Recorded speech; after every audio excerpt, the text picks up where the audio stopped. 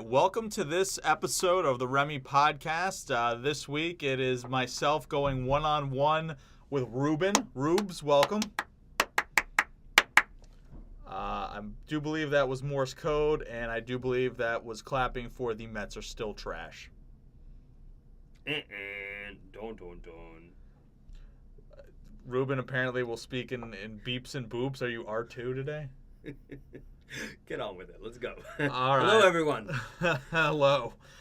So a couple things to talk about. Unfortunately, none of the remaining big-name free agents have signed at the moment. But ironically enough, one of the previous large names was talking about one of the future potential big names. This past Tuesday, Bryce Harper was being interviewed by John Marks and Ike Reese on the WIP afternoon show. And I'll just read out what he said. And he said that he wants to be able to talk to Trout or whoever it is, any of the big-name free agents thinking about coming to Philly. He can tell them that it's the place to be. He was saying that he could tell them that the fans are great and ownership understands it and the manager is awesome, and he can really put faith in himself being able to say that they're going to go about in the right way. And he was saying that it's respecting Mike Trout in a certain way during the season and letting him play and do the things he needs to do to, of course, be Mike Trout. But if you don't think he's going to call Mike Trout in 2020 to have him come to Philly, that you are crazy. Mike Trout was asked about that on Wednesday and said obviously he saw it. Was what Trout was telling reporters. He's excited. He's excited about the Phillies, and he has no control, obviously, what Bryce Harper says. But Major League Baseball isn't particularly thrilled about the comments, even if Trout was kind of low-key about it, because it's tampering. Aaron Judge had previously gotten a letter from MLB last year for saying that he thought Manny Machado would look good in pinstripes. Or in 2016, David Ortiz was open about the Red Sox getting Jose Fernandez or Edwin Encarnacion. Ruben, my opinion of the matter is, I mean, we see it in the NBA fairly frequently for people wanting to put together like super teams and things like that, but it is against the rules in MLB. You really can't have players lobbying to come on down. You're the next contestant on my team.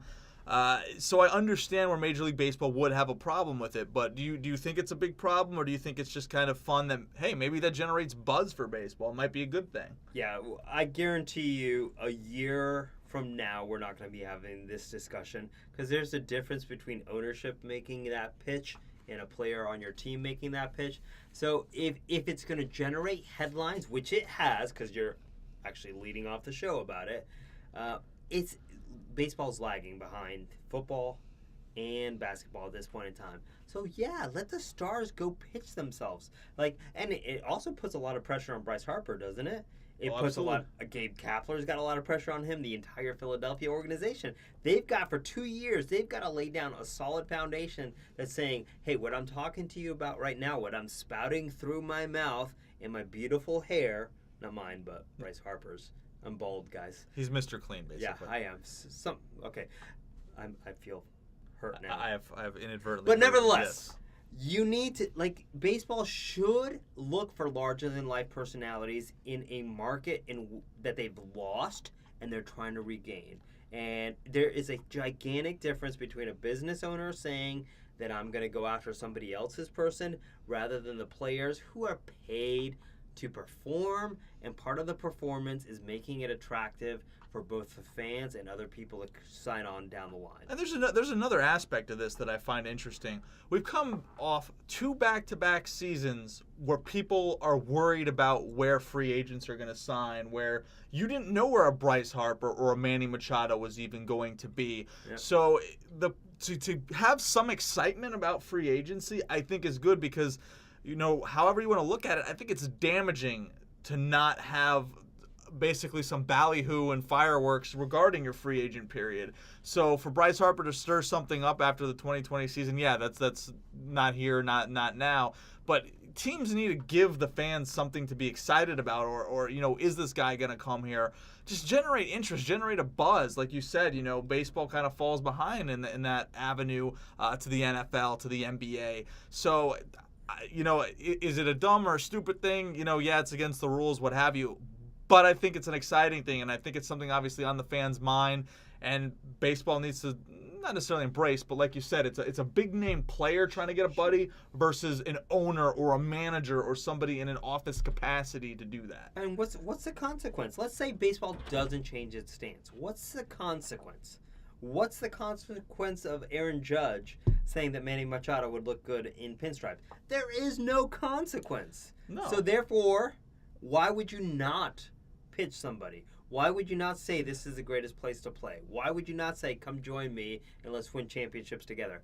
But I can't wait to see these next 2 years because that's a lot of pressure he just put on himself, in addition to the $26 million that he's making a year. Yeah, if the money wasn't enough to get him going. Yep. But we're going to segue that into a different kind of pressure. Not that I want to keep reading comments, but it's kind of where we are.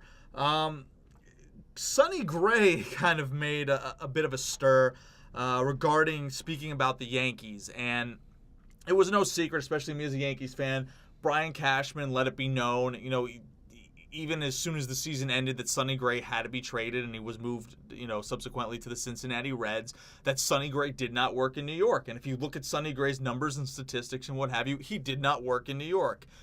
Not every pitcher does. Randy Johnson didn't particularly pitch that great in New York. Well, he was 80. Yeah, and we won't get into other things, but not everybody comes to New York and just throws strikes. Carl Pavano didn't work out, but that was due to injuries and God knows what else. But he was saying that, and part of it's not that damning, but he said they love sliders in New York. The sliders are a great pitch. The number of sliders. You might not realize how often they want you to throw it in crappy counts. And they wanted him to be Masahiro Tanaka, and he's different. He said he can't command his slider that well, and he wants to throw it in the dirt on 2 strikes, and he doesn't have that type of a slider, and that's why he didn't succeed. And people are just getting around on his pitches, and that his final outing as a Yankee was a relief appearance against the Red Sox, and Gray said, let's clean this up a little bit. Gray said, F him. And went with his own plan and ended up throwing 2 scoreless innings. So he did go against the plan and did his own thing, and he thought that would help him make the postseason roster. It didn't.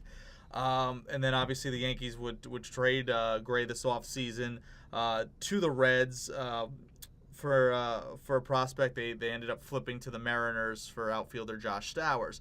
So not too damning, but he basically said that his slider in particular is a crap spinning pitch, and he didn't want to be encouraged to throw it, and he wanted to do his own thing, and he didn't want to listen to the team.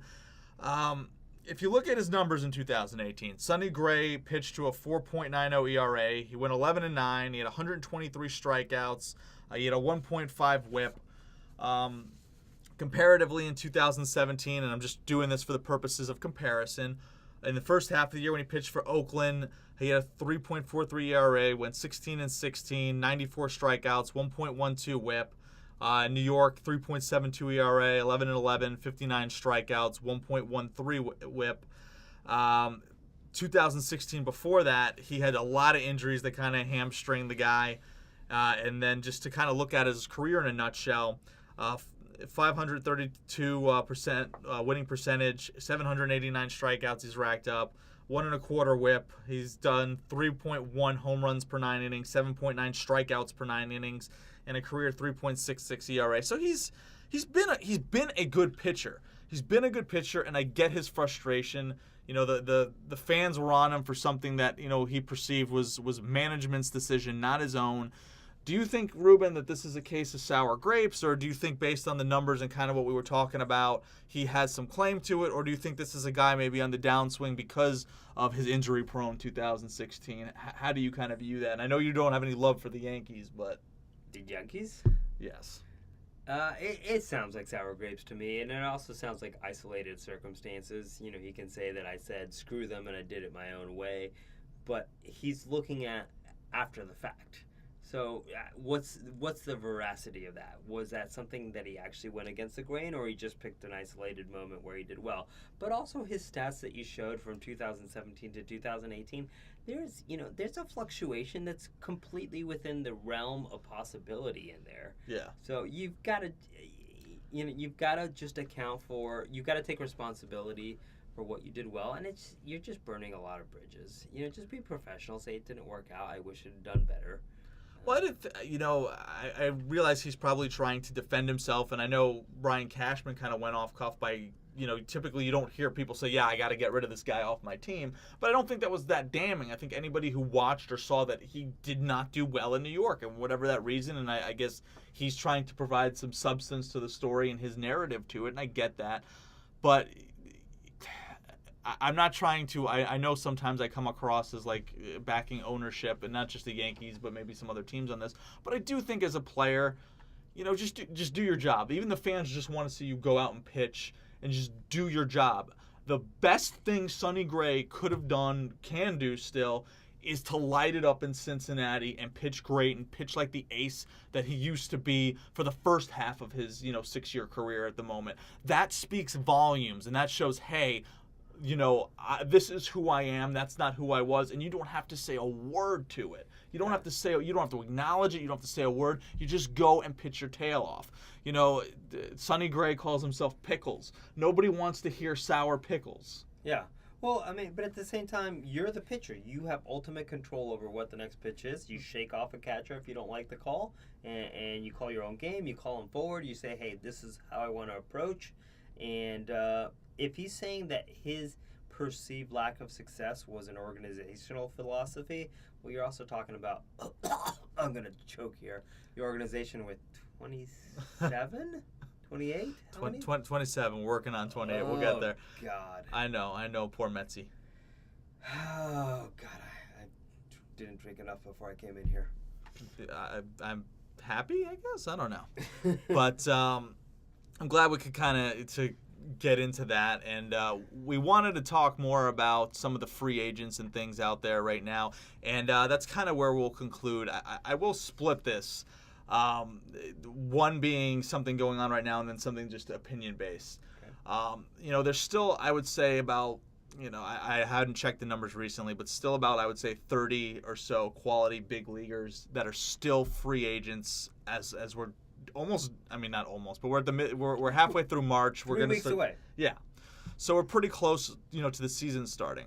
There's certain players that we talk about that are the upper echelon, and we'll get to one of them in a second. Dallas Keuchel's still out there, Craig Kimbrell's still out there, but I think one of the more surprising names, and I've seen people talking about this in the media, Adam Jones is still out there. The guy was still regarded as a good outfielder. He's, 32, 33 years old. He's still productive. He'd be great in a platoon situation.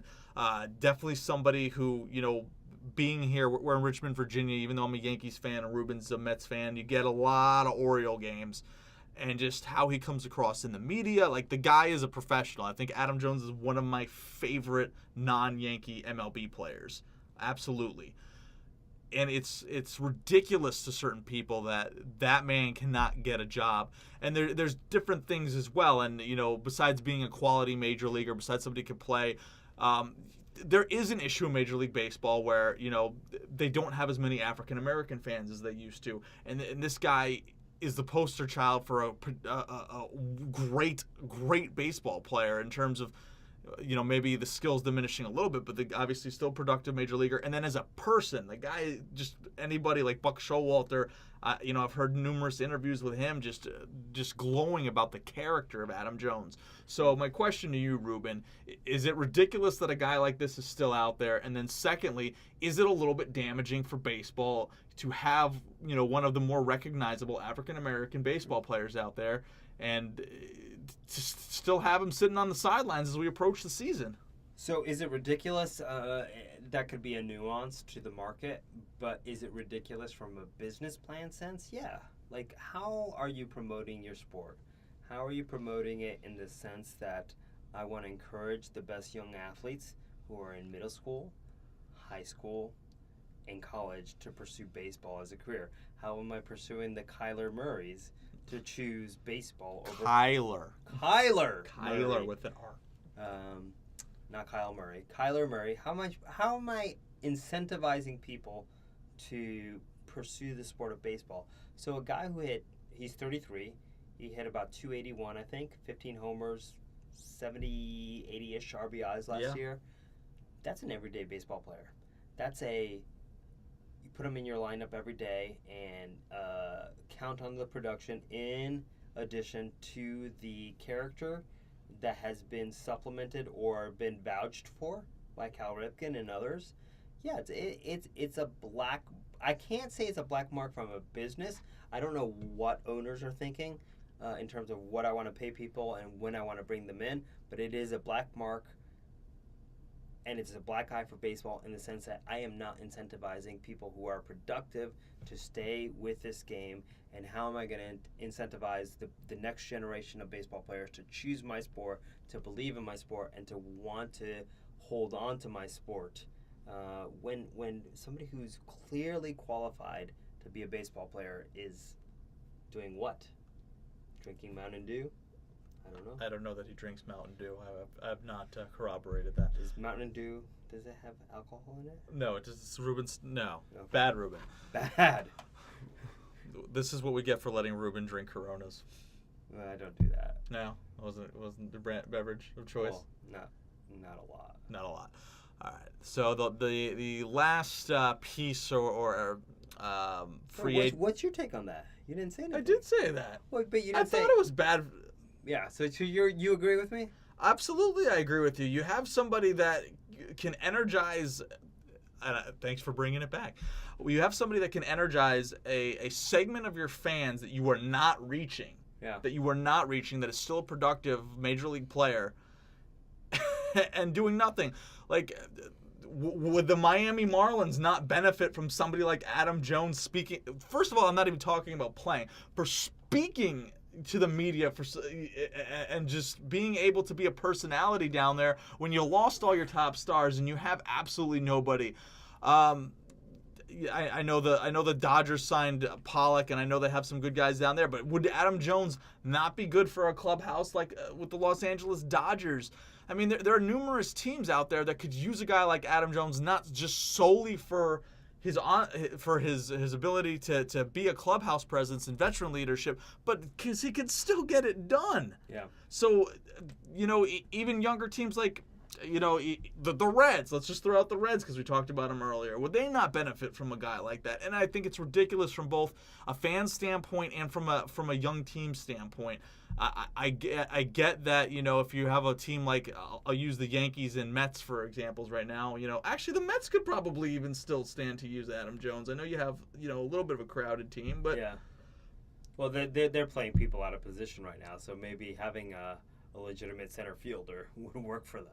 And Adams, even if he can't play center field, he's still, throw him in the corners or what have you. He's still fine. We've seen that done with McCutchen.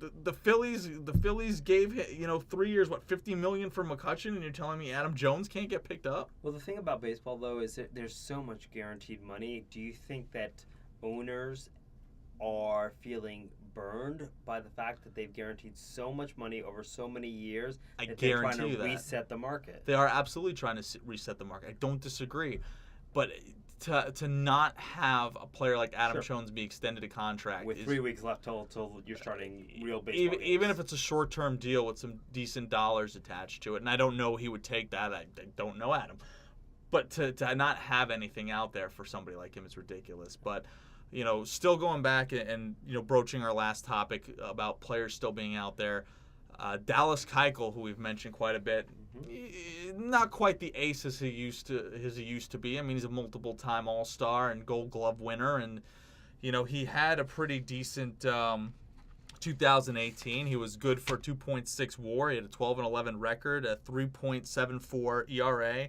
Pitched in 34 games, 153 strikeouts, a 1.31 WHIP. How is he still out there? There's so many teams right now, and I'll get to this actually in a second because I will actually use Dallas Keuchel to segue to the Yankees to end the show. But Ken Rosenthal is reporting that the Astros have actually reached back out to Keuchel. They've given him some different scenarios, most likely being a 1 or a 2 year deal for those scenarios. They had a gaping hole for letting Keuchel go. They had some guys that, like Brad Peacock, who they've used in kind of different situations, like possibly being the 5th starter. Some of their rookies may be getting a shot for that role, but nobody established. How do you let that walk away?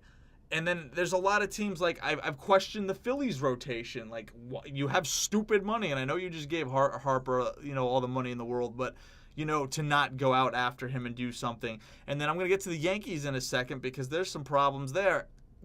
I don't get, and he's not going to be somebody's ace. He's absolutely not. But to not have a stabilizing presence, and the guy's been in the league, so a veteran presence who will go out there and give you what he has. And he's going to rack up some wins. If you have a good offensive team behind you and a good defensive team in the field, the guy I don't think is going to blow you away. I think he throws like an 89-mile-an-hour heater at most these days, but he's still a good quality pitcher. Yeah, the last 4 years, he has 3 Golden Glove awards. He was a Cy Young just 4 years ago. 2015, yeah. Yep. He's been an All-Star 2 of the last 4 years. Last year, even though it wasn't his greatest year, he ate up 205 innings. So even like you're saying, he's not going in there to be the savior, but he's going in there to complement and eat up innings and be a contributing member of a rotation. A 3, a 4. If he went to when I've mentioned this before, if he went to the San Diego Padres right now, he would be their ace. They have nobody but a bunch of, and I don't mean this, in a rude or obnoxious way, but they don't have any named starters, basically. Yeah, they have a bunch of unknown quantities. Well, it's a young team with a lot of prospects, so why would you not bring that in for leadership? Exactly. So the question is, what the hell is the market? Do people still not know what it is? I cannot read this market. I have no freaking clue. And it's disgusting to a certain degree. They're going to work, but God, could you seriously, imagine yourself as the most talented, athletic, young, let's not call it a middle schooler, but let's call it a high schooler, and you have your access to every sport.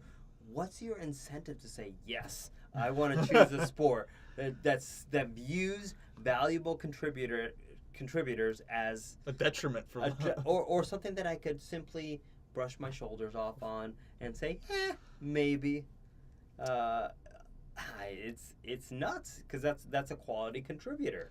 I just don't know. And the reason I wanted to bring him up is so also someone in the news, and obviously I am a Yankees fan, so some of the things I discuss do revolve around that. So the Yankees had to pull Luis Severino from a spring training start because he has in his shoulder some kind of muscle issue. Now it's being said it's just a strain, it's no big deal, but he will start out the year on the injured list. It's no longer the disabled list, it's now the injured list. Okay. And then CC Sabathia was already going to start the year on the injured list because he had angioplasty, so he had heart surgery done, and he had work with his leg done. He had an issue with his leg. So you have 2/3 of your rotation down, and the Yankees do have some young arms they want to use. They have Herman and they have Johnny Loaizaga. Both guys have done okay in their starts. I think Loaizaga had like one rough outing last year, which kind of blew his numbers out a little bit. So it's nice to see what you have.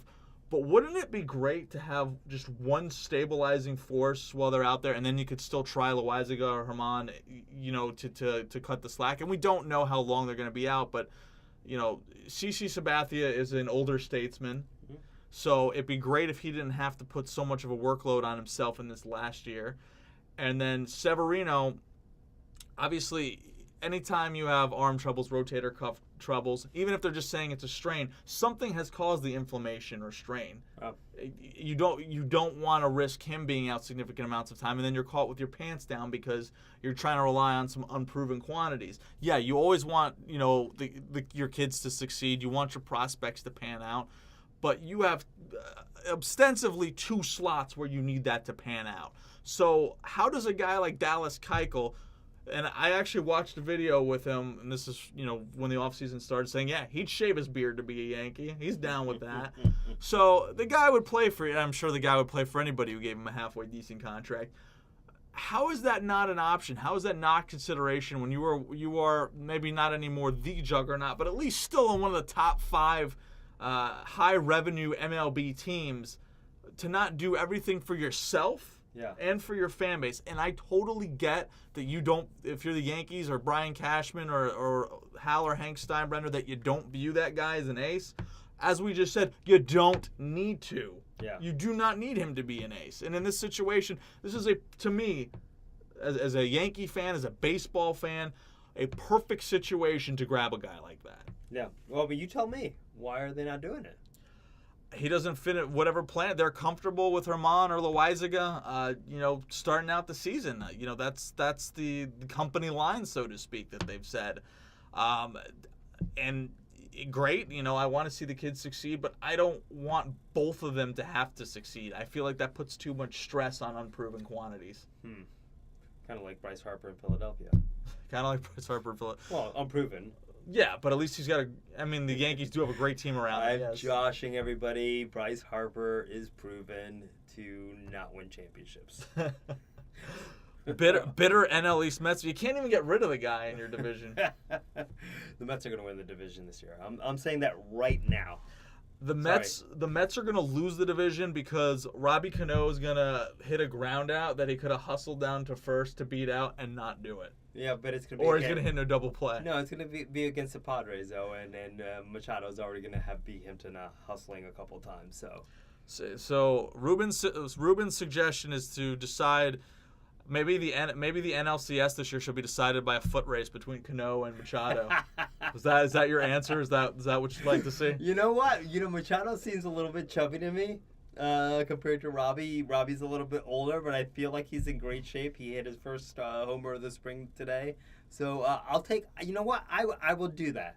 That's what you would do. If the Mets World Series chances of making it to the World Series were based on a foot race between Cano and Machado, I like my chances. I'm going to go with my boy. Robbie, man, you heard that? Come down to the studio so we can have a foot race. Remember, we already invited Kyler Murray. And they're all going to come together. They're all going to race each other. Before you know it, we're going to be the most syndicated talk show on all the platforms. On all the platforms. I still need to get us on iTunes and Google Play. Can we address the home shopping network market? Maybe the women who stay. No. Okay. Very good. Very good. That was Ruben's ramblings. I think that may be not a reoccurring segment whatsoever. It's a Friday night. It's inadvertently a reoccurring segment. I think that's the best way to put it. But hopefully next week we can comment on more people signing. I hope for our sake and their sake and your sake. Hey, let's talk about spring training next week. We'll talk about some spring training next week. We'll see what's results up. And possible position battles. Let's do it. That's a tease for next week, guys. Ruben does love to tease. Are there offices around? Oh. I will spare myself and everyone else. Thank you for listening to us this week. Obviously, Ruben kind of gave away some of the things we'll talk about next week. We will see you then, and always be a fan. Be a fan.